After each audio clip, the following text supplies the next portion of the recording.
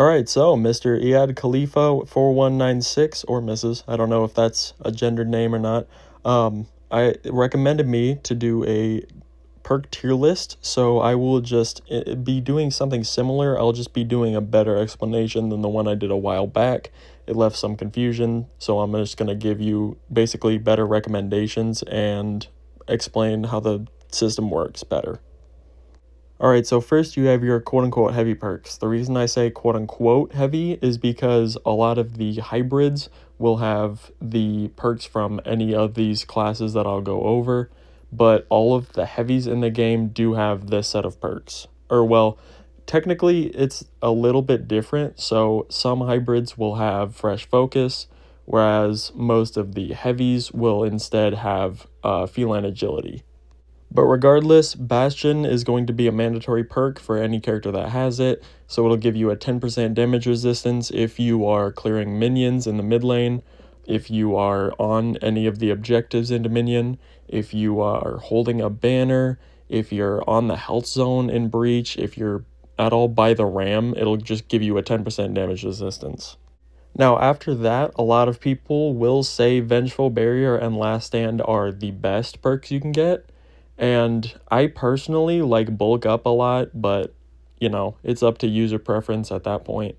If you're going for just what everybody basically agrees is the most meta setup, then you're going to want Bastion, Vengeful Barrier, and Last Stand. Me personally, I run Bastion, Vengeful Barrier, and bulk up. Now Last Stand is actually quite strong, even though I don't pick it, so it'll give you 40% damage resistance when you're under 1 bar of health.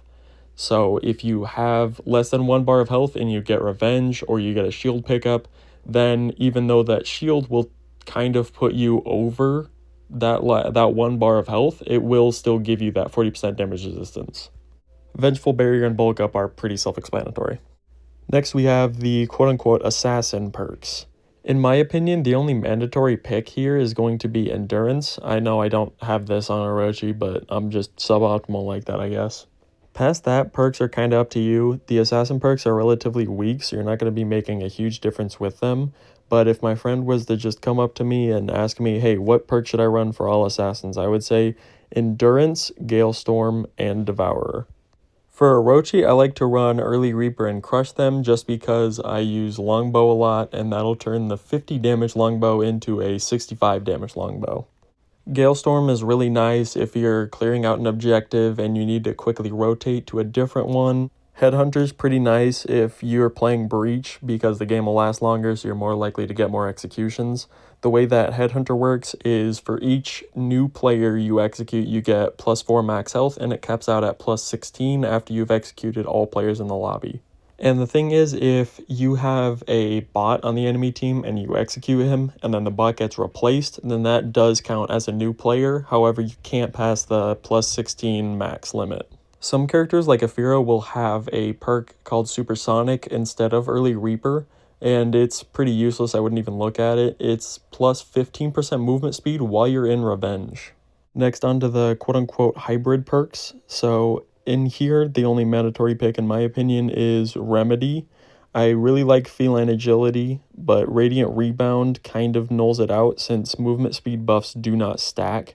So Radiant Rebound can give you a quicker rotate, like basically after you spawn, but Feline Agility will give you a better rotate throughout the game.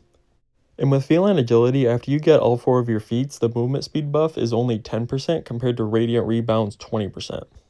Now here I am running Feline Agility and Radiant Rebound, and that's just because the rest of the perks are pretty dog shit, I'm going to be honest. So if someone were to come up to me and say, hey, what perk should I run on all hybrids? I would say Remedy, Radiant Rebound, and Feline Agility. Clever Tactics can be very situationally helpful, and kind of same with Rising Dawn. The only thing with Rising Dawn is it is exceptionally rare to find yourself in a situation where it's more optimal to revive a teammate rather than just have them wait out their respawn timer and come back with full health. Now on to quote-unquote Vanguard perks. I find it very hard to argue against Devourer, Endurance, and Fresh Focus. I know I'm running Shields Up and Devourer here, and that's just because I'm too lazy to actually go through and get all the perks for Kensei here. Once again, Headhunter will be pretty nice if you're in a Breach match where you're going to be executing a lot, And if I had to drop one perk for Headhunter, I'd say Devourer. Now on to explaining better what I failed miserably to explain a while back. So if you have the gray gear, which is going to be rep 0 to rep 1, you are going to be able to get 2 gray perks.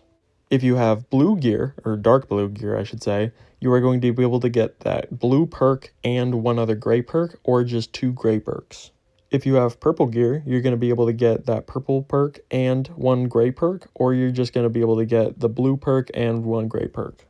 If you have yellow gear or gold gear, I don't really know, you're going to be able to get 2 of any of the perks as long as they're not light blue and they're not both purple and yellow. Or you can just take 3 gray perks. If you have the teal or light blue gear, then you are able to get all 3 perks.